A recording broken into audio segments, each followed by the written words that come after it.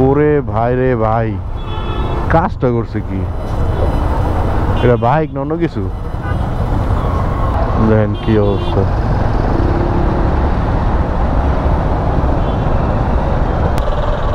এত দিন নিয়ে ময়মনসিং যাইব নাকি? হ্যাঁ, কি রিক্সি এটা নিয়ে, তো সেও যেতে পারবো না, পিছনে থাকা লোকজনও যেতে পারবো না, টোটালটাই রিক্স।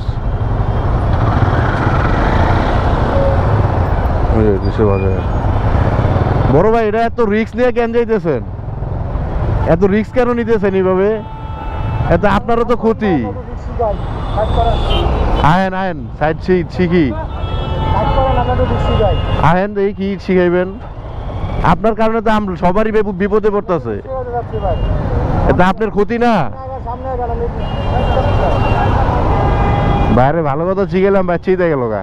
মানুষে ভালো কিছু কইতে নাই, বুঝছেন? একে তো হইতেছে 2 চাক্কা, যার নাই কোনো ভরসা। দ্বিতীয়ত হইতেছে 2 সাইডে 3টা ব্যাগ নিছে, তাও হেভি হেভি ফুলানো।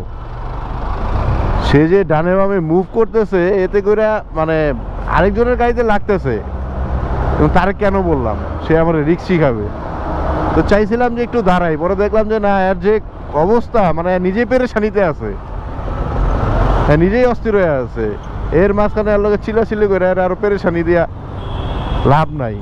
আচ্ছা ভালো বাবা, আমার বলার দরকার ছিল, আমি বলছি, তোমারটা তুমি বুঝানো। উপকারের ঘাড়ে লাথি দরকারই নাই কোনো।